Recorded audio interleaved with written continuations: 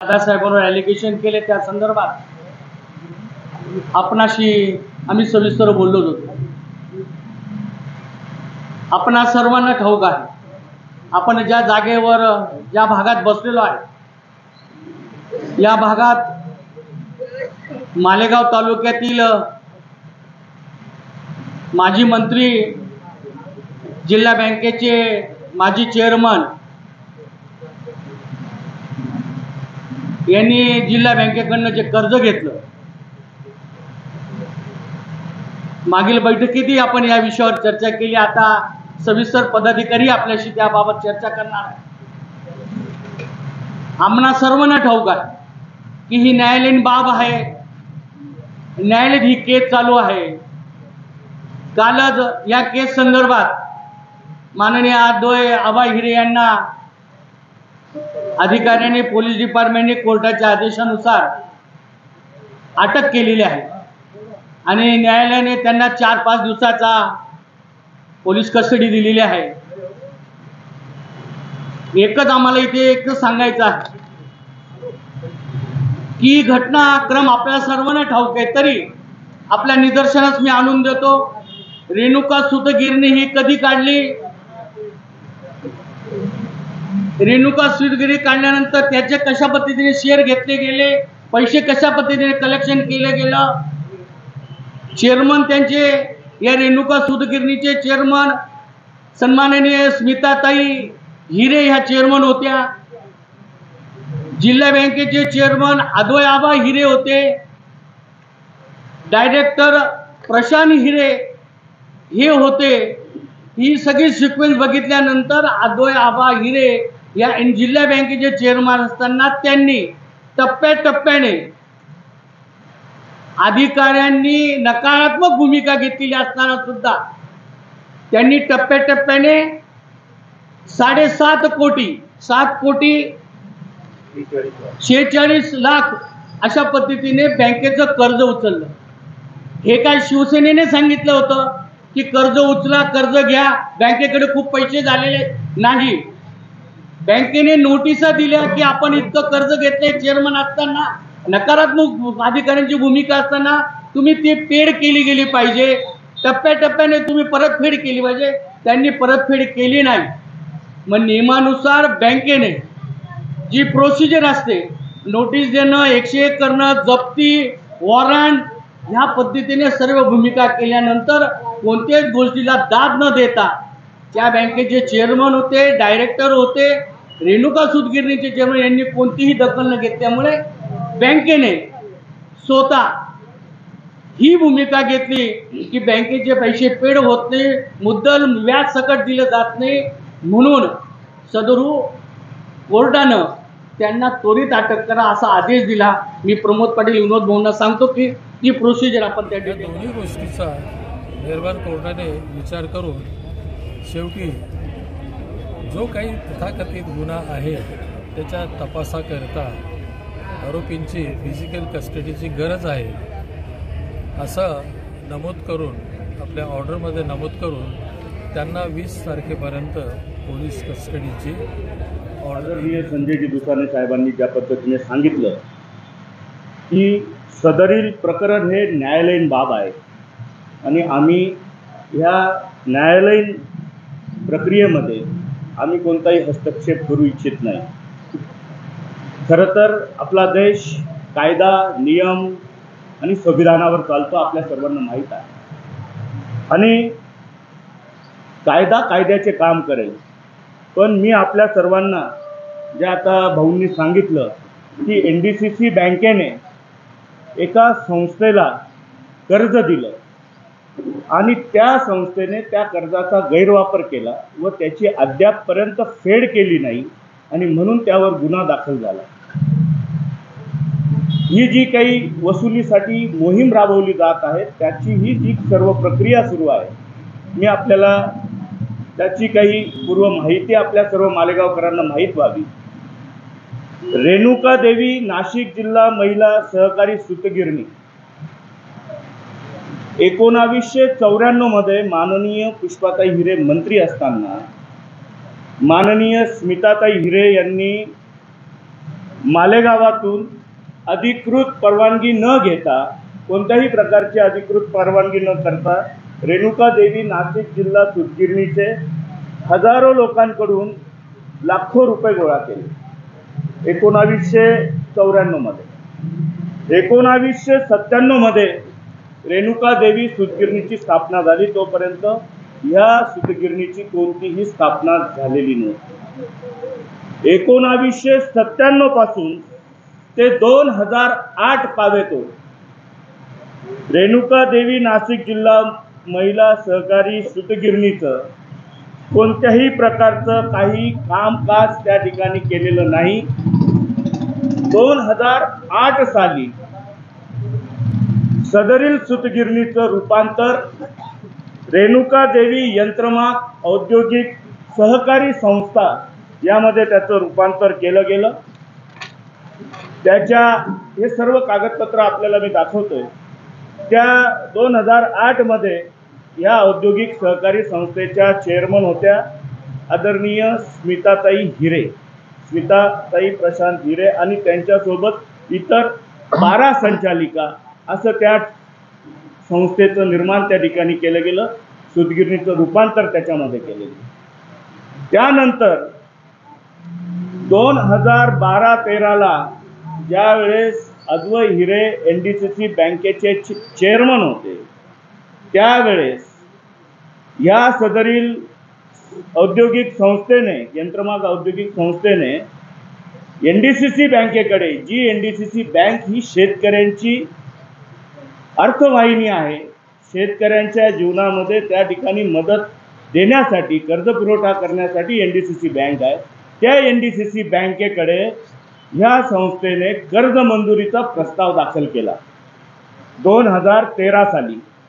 12-13 साली 2012चं पहिलं पत्र आहे ऑक्टोबर महिन्यातलं, आणि 2012-13 साली अद्वै हिरे चेअरमन असताना याचा प्रस्ताव दाखल होतो. त्या प्रस्तावामध्ये जे काही ह्या संस्थेच्या ह्या सर्व सामग्रीचं मूल्यांकन केलं गेलं, ते मूल्यांकन म्हणजे या ठिकाणी त्याची असलेली जागा, प्लॉट नंबर 24, जिथे आपण या ठिकाणी पत्रकार परिषद घेता, 24, 25, 26,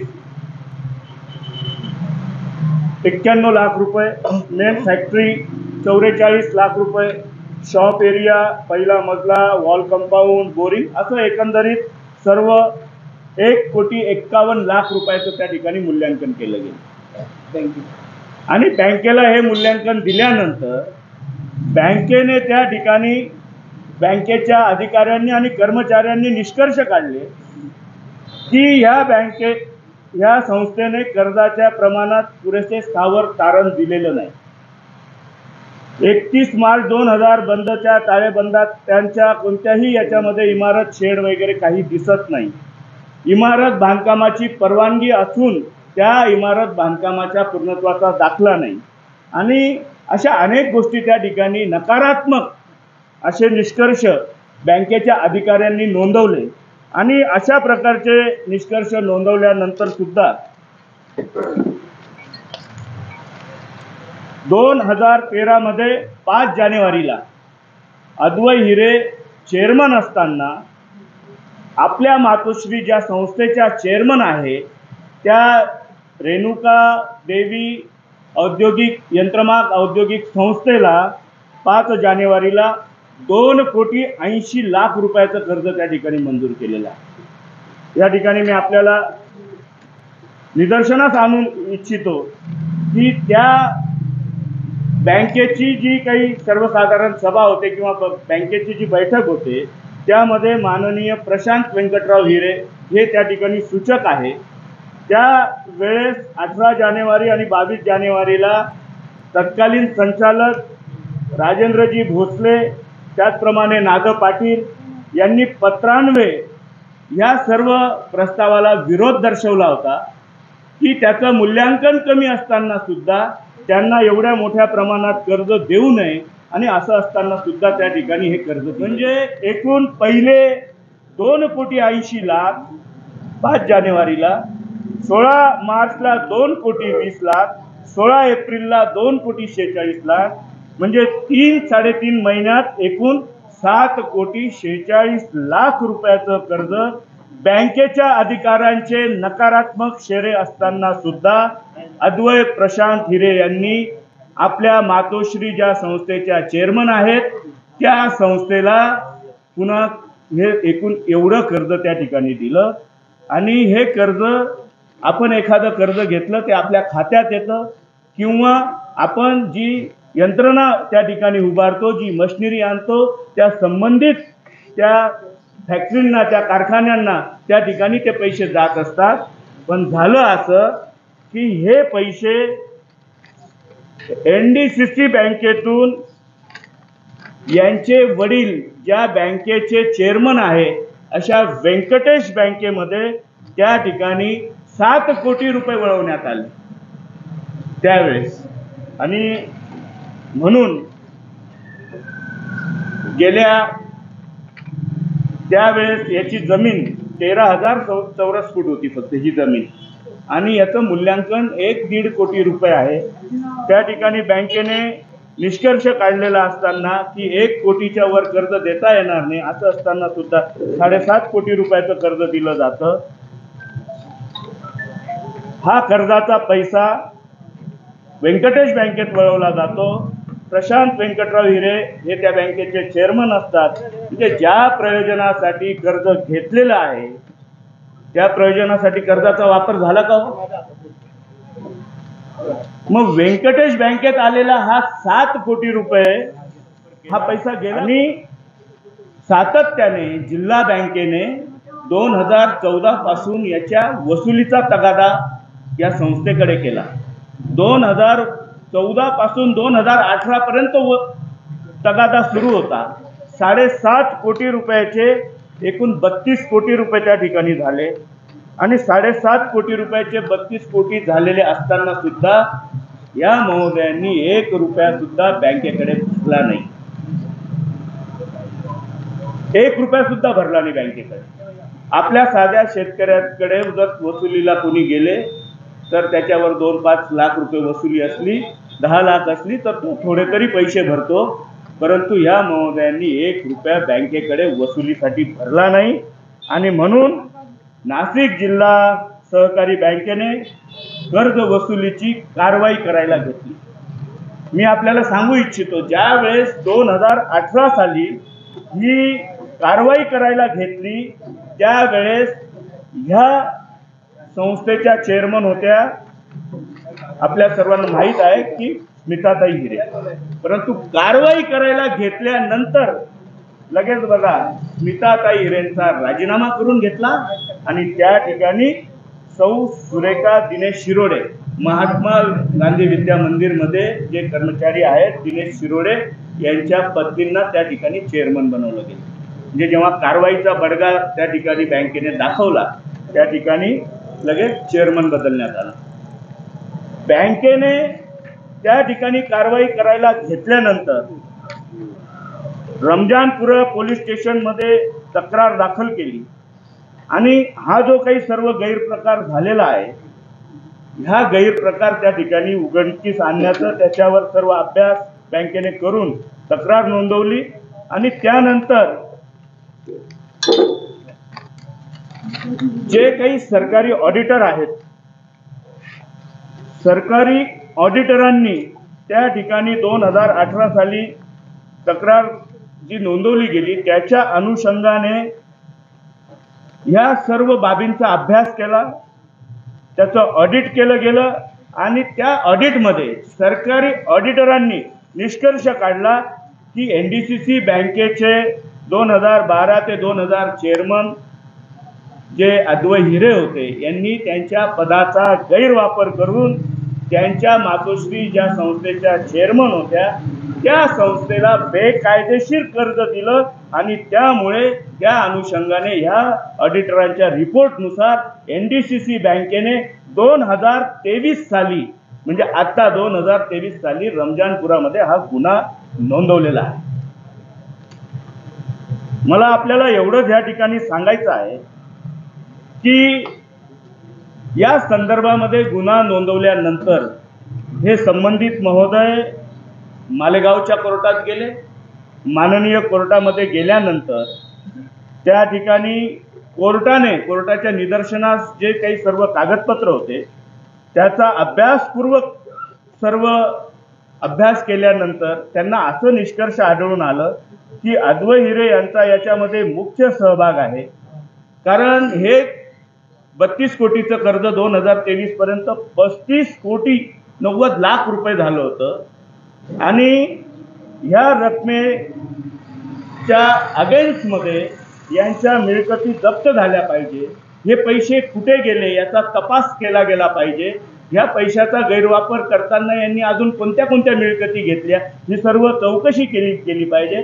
कारण ह्या गुन्ह्याचा मुख्य सूत्रधार, कारण हे मास्टर माइंड आहेत. या मास्टर माइंडने कोर्टाने माननीय न्यायालयाने सांगितलं की या ठिकाणी यांचा मुख्य सहभाग असून ह्या गुन्ह्याचे मुख्य सूत्रधार, मुख्य मास्टर माइंड हे अद्वै हिरे आहेत आणि म्हणून आम्ही त्यांचा जामीन या ठिकाणी फेटाळत आहोत असं माननीय न्यायालयाने, आपल्या मालेगावच्या न्यायालयाने त्या ठिकाणी काही नोंद आहे की NDCC बँकेचे अधिकारी, त्यानंतर आपल्या माननीय जिल्हा न्यायालय, त्यानंतर माननीय उच्च न्यायालय आणि सरकारी ऑडिटर ह्या चारही सरकारच्या यंत्रणा आहेत. ह्या कोणाच्या दबावाखाली, ह्या स्वतंत्र यंत्रणा आहेत. ह्या कोणत्या एखाद्या राजकीय पक्षाच्या दबावाखाली चालत नाही. या स्वतंत्र यंत्रणाला आहेत आणि ह्या चारही यंत्रणांनी अद्वै हिरे यांना आरोपीच्या पिंजऱ्यात उभं केलेलं आहे आणि विरोधक याला राजकीय वळण देतात. आदरणीय संजू भाऊंनी ज्या पद्धतीने सांगितलं की या ठिकाणी की हे माननीय पालकमंत्री महोदयांचं षडयंत्र किंवा या ठिकाणी राजकीय आक्षापोटी, त्यामध्ये आम्ही कुठून हस्तक्षेप करणार? तुम्ही गुन्हा केला, तुम्ही ठरवून गुन्हा केला आणि म्हणून माननीय उच्च न्यायालयाने अशा प्रकारचा आदेश दिला आणि त्यामुळे आपल्याला अटक झाली. माझं एवढंच म्हणणं आहे की माननीय उच्च न्यायालय आणि न्यायालयाने ज्या पद्धतीने हा फसवणुकीचा गुन्हा केल्याचा निष्कर्ष काढला आणि त्यांना त्या ठिकाणी अटक करण्याच्या बाबतीत आदेश दिले, तर याच्यावर विरोधक म्हणजे हे उबाठावाले असतील किंवा अन्य नेते असतील, त्यांच्यातले जे काही खोटे नाटे ताशेरे ओढत आहेत, हा माननीय उच्च न्यायालयाचा अपमान आहे. आणि म्हणून मी आपल्या सर्वांसमोर त्यांना सांगू इच्छितो की माननीय उच्च न्यायालयाचा तुम्ही जर अपमान करत असणार तर आपल्या सर्वांवर जे ताशेरे ओढत आहेत त्यांच्यावर कारवाई झाली पाहिजे आणि आम्ही त्यांच्यावर आजच्या पत्रकार परिषदेत उपस्थित असलेले शिवसेनेचे सर्व पदाधिकारी, त्याचबरोबर इलेक्ट्रॉनिक मीडियाचे पत्रकार बांधव, प्रिंट मीडियाचे सर्व पत्रकार बांधव यांचं मी या ठिकाणी सहर्ष स्वागत करतो. आणि मी खास करून पत्रकारांचं अभिनंदन यासाठी करतो की आपण ही पत्रकार परिषद ज्या वास्तूसाठी, ज्या ठिकाणा, ज्या गोष्टीसाठी अद्वै हिरे याला अटक झाली आणि त्या ठिकाणावरून आपण लाईव्ह अशी पत्रकार परिषद घेण्यासाठी आपण सर्वजण या ठिकाणी उपस्थित राहिलात, त्याबद्दल मी विशेष माझ्या पत्रकार बांधवांचे या ठिकाणी आभार व्यक्त करतो.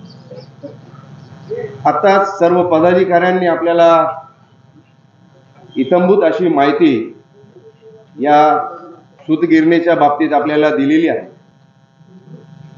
मी या ठिकाणी आपल्या सर्व चॅनेल्सच्या माध्यमातून या मालेगाव शहराला, या नाशिक जिल्ह्याला सांगू इच्छितो की ज्या अद्वै हिरेला पोलिसांनी योग्य ती कारवाई करून, त्याचबरोबर मेहरबान कोर्टाने सर्व कागदपत्रांची तपासणी करून पोलीस कोठडी सुनावलेली आहे, त्या अद्वै हिरेने 32 कोटी रुपये या NDCC बँकेचे थकवलेले आहेत. खास करून शेतकऱ्याचा पाठीचा कणा समजल्या जाणाऱ्या NDCC बँकेला डबघाईस आणण्यामध्ये या अद्वै हिरेचा अग्रगण्य असा भाग आहे. आणि माझा आपल्या माध्यमातून प्रश्न आहे की जो अद्वै हिरे शेतकऱ्यांच्या हिताचा नाही शेतकऱ्यांचा तो कैवारी नाही अशा अद्वै हिरेला अटक होताच त्याचे बगलबच्चे या मालेगाव शहरात या घटनेचा निषेध व्यक्त करण्यासाठी एकवटतात। माझा त्या बगलबच्च्यांना प्रश्न आहे की तुम्ही अद्वै हिरेच्या या नाकर्तेपणाचे साक्षीदार होता आणि या मालेगाव शहरातील सर्व तालुक्यातील जिल्ह्यातील सर्व शेतकरी बांधवांच्या विरोधात आपण जी भूमिका घेतात याचं आपण जे समर्थन करतात त्या समर्थनाचा मी या ठिकाणी तीव्र शब्दात निषेध करतो। शेतकऱ्याचा पाठीचा कणा समजल्या जाणाऱ्या एनडीसीसी बँकेला डुबवण्यामध्ये यांचा अग्रगण्य असा सहभाग या हिरे कुटुंबियांचा। आताच प्रमोद पाटील संजय दुसाने यांनी सखोल अशी माहिती आपल्या समोर ठेवलेली आहे। कागदपत्रांसोबत या ठिकाणी मुद्दे या ठिकाणी उपस्थित केलेले आहेत। असे असताना योग्य ती कारवाई पोलीस प्रशासन व बँकेने त्याचबरोबर मेहरबान कोर्टाने केलेलीच आहे। मी या मंचावरून या पत्रकार परिषदेतून अद्वै हिरेच्या या सर्व बगलबच्च्यांना इशारा देऊ इच्छितो की आपण ज्याप्रमाणे पालकमंत्र्यांवर चिखलफेक करत आहात की हे सर्व पालकमंत्र्यांनी घडवून आणलेलं आहे, मी त्या बगलबच्च्यांना सांगू इच्छितो की हा देश कायदा आणि न्यायावर चालणारा देश आहे। डॉक्टर बाबासाहेब आंबेडकरांनी आपल्या सर्वांना कायदा दिलेला आहे आणि या कायद्याप्रमाणेच ही कारवाई झालेली आहे। कुणाच्या दबावामध्ये कोणाच्या मार्गदर्शनामुळे ही कारवाई झालेली नसून गेल्या अनेक वर्षापासून तुमचं असलेलं पाप आज उघडकीस आलं। जर हेच पाप 10 वर्षापूर्वी उघडकीस आलं असतं तरी सुद्धा आपण तोच आरोप केला असता की हे आमदार दादाजी भुसेंनी केलेलं आहे आणि आजही तोच आरोप करताय। आरोप करण्याच्या पूर्वी तुम्ही केलेलं पाप लपवण्याचा केविलवाणा प्रयत्न आपण जो करता त्या केविलवाण्या प्रयत्नाचा मी या ठिकाणी शिवसेना या पक्षाकडून या घटनेचा मी निषेध या ठिकाणी व्यक्त। बँकेने शासनानं अधिकाऱ्याने हे आजपर्यंत गुन्हे दाखल केलेले आहेत। विविध आतापर्यंत 13-14 गुन्हे या हिरे परिवारावर दाखल झालेले आहेत। हा पहिल्या वेळा अटक सत्र आहे। याच्यात दादा भुसेंनी गुन्हा दाखल केला आणि मग अटक झाली असा काही विषय नाही, पक्षाने दाखल केला असा विषय नाही आहे। परंतु माझी एक विनंती, आता ज्या ज्या टप्प्याटप्प्याने इतक्या वर्षापासून गुन्हे दाखल झालेले ते आता अटक सत्र सुरू होईल, कारवाई सुरू होतील आणि पक्ष आणि दादासाहेब पालकमंत्री दादा हे ज्या टायमाला एक गुन्हे दाखल करतील अजून, कारण हे शासनाचे आणि गव्हर्नमेंट बँकेने केलेले गुन्हे त्याच्यात अटक होतोय। इतर गुन्ह्यांमध्ये अजूनही या शेतकऱ्यांचे ह्या मतदात्यांचे कशा पद्धतीने यांनी शोषण केले हे पुन्हा काही दिवसानंतर पुढे येणार आहे। म्हणून विनंती करतो, याच्यात शिवसेना शिंदे गटाचा काहीच संबंध नाही, पालकमंत्री दादा भुसेंचा काहीच संबंध नाही, परंतु जनतेच्या मतदात्यांच्या जिल्ह्याच्या या महाराष्ट्र जनतेला दिशाभूल करण्याचं केविलवाणी प्रयत्न हे करताय, यांचा आम्ही निषेध करतो। ज्यांचे ते बगलबच्चे विनोद भाऊंनी सांगितल्याप्रमाणे बगलबच्च्यांनाही मी विनंती करतोय की काल आम्ही जो बघितलं कोर्टाच्या आवारावर ज्या पद्धतीने नारे आणि ज्या पद्धतीने दिले, मी डिपार्टमेंटला मी सूचना करतोय की अशा पद्धतीने काही होत असेल तर शिवसेना हा गट तिथे समोरासमोर जाऊन जशा तसे उत्तर दिले जाईल याची नोंद आपण घ्यायची। धन्यवाद, आपण आल्या त्याबद्दल आपलं सर्वांचा आभार। सर्वांनी चहा पाणी